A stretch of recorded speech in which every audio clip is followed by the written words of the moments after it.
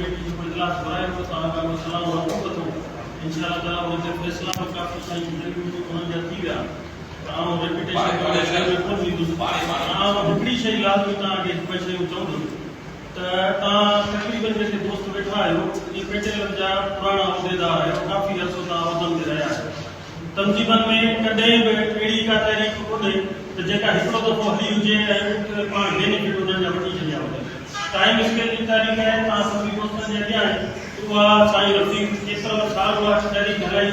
इस्लामाबाद में उहा तारीख़ हली उन खां पोइ वरी असांखे को 10 सालनि खां पोइ 15 स्केल मिलियो अॼु असां वटि पोज़ीशन इहा आहे त साईं वारी ॻाल्हि सर्विस स्ट्रक्चर उनखे एतिरो पाण करे छॾियो आहे तॾहिं इहो कोन मिलियो आहे पेटेल कोन मिलियो आहे ॻाल्हि इहा आहे त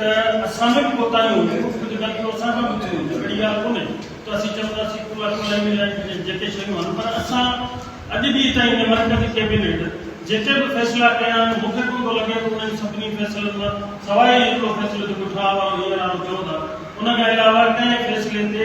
असां वर्किंग कमेटी मां उहा शइ न वरिती हुजे या वर्किंग कमेटी मां उहो फ़ैसिलो न वरितो हमेशह तव्हां दोस्तनि खे घुराए असां तव्हांजे इत्माद में वठी उहे फ़ैसिला कया आहिनि ऐं तव्हांखे ज़ाती तौर ते ख़बर आहे त 4 साल तंज़ीम कीअं हली आहे उन्हनि दोस्तनि जो रवैयो कहिड़ो रहियो आहे उन्हनि में काफ़ी दोस्त हिते हींअर हिन स्टेज ते बि चयो आहे त वर्किंग कमेटी जे इजलास में हथ खणाए असांजे जिन माण्हुनि चयो त असांखे इहा वर्किंग इलेक्शन कमेटी मर्कज़ी इलेक्शन कमेटी क़बूल आहे उहे माण्हू फिरी विया आहिनि पर आउं अफ़सोस सां अॼु तव्हां दोस्तनि खे चवंदो त उन मसइले खे छा पर उन्हनि माण्हुनि जे इन रवैये खे छॾे सवाइ हींअर मूंखे रतन सिंह जेको मिलियो जेको चई ॿुधाए छॾियो त जेको तुंहिंजी हाणे बादशाही कोन रहंदी कंहिं दोस्त खे अहिड़ी शइ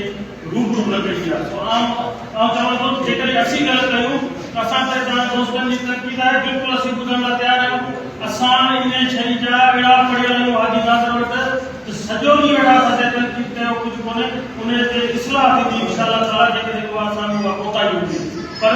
असीं उहा तव्हांजी तनक़ीद बर्दाश्त बि कंदासीं ऐं उन ते असीं उनजी इस्लाह बि उनखे कंदासीं पर आउं चवां थो त जिन दोस्तनि मर्कज़ खां वधीक तारीख़ूं हलायूं आहिनि जेके ज़िलनि जा सदर थी वञे जिन तारीख़ूं हलायूं आहिनि ऐं उहे नाकाम थी तव्हां अहिड़ी तव्हां टोटल चेंज और अहिड़ी तारीख़ तव्हां कॾहिं बि न ॾिठी हूंदी त कराची में वेही झोलियूं झली उस्तादनि खे चयो ख़ुदा जो वास्तो अथव अलाह जो वास्तो अथव अचो अहिड़ी तारीख़ तव्हां कॾहिं बि कोन ॾिठी हूंदी तंज़ीम जो सॾु थींदो हो उस्ताद हज़ारनि जी तादाद में पाण प्रेस क्लब रसंदा हुआ हर ॿुधाए में रसंदा हुआ पर उन्हनि माण्हुनि खां अॼु ॾींहं ताईं असांजे दोस्तनि कॾहिं बि कंहिं स्मार्ट ते इहा शइ न पुछी आहे त बाबा को जॻह 4 साल तारीख़ हलाई आहे मुसलसल को कहिड़ो उस्तादनि खे फ़ाइदो वठी ॾींदो आहे असांजे मर्कज़ ते चयो त आउं चवां थो त असां तव्हां मञायूं ऐं तव्हां ई असांजी सघ आहियो तव्हांजी सघ ते असीं हलूं था बाक़ी असां का बि शइ पंहिंजे मुफ़ाद लाइ कॾहिं बि न कई आहे जेका बि शइ हेसि ताईं जेके बि हेठि लथा आहियूं उहो सिर्फ़ु तंज़ीम खे हिकु करण जे लाइ लथा आहियूं पर उन में तव्हां पाण इन शइ जा शायदि न दोस्त कंहिं जाइ ते न बीठा मुंहिंजो चवण जो मक़सदु इहो आहे त जेकॾहिं असांजे तनक़ीद ते घटि में घटि उन्हनि खां पुछाणो असांजे दोस्तनि खे करणु खपे सोशल मीडिया ते हुजे रूबरू हुजे जिते बि माण्हू मिले थो घटि में घटि उन्हनि माण्हुनि खां इहो पुछाणो थियणु खपे जेकॾहिं असांजे तनक़ीद ते हुननि खां पुछणु खपे तव्हां असांजी सघ आहियो इंशाअल्लाह ताला जेको तव्हांजो फ़ैसिलो आहे असां अॻे बि तव्हांजे फ़ैसिलनि ते हलिया आहियूं इंशाअल्लाह हींअर बि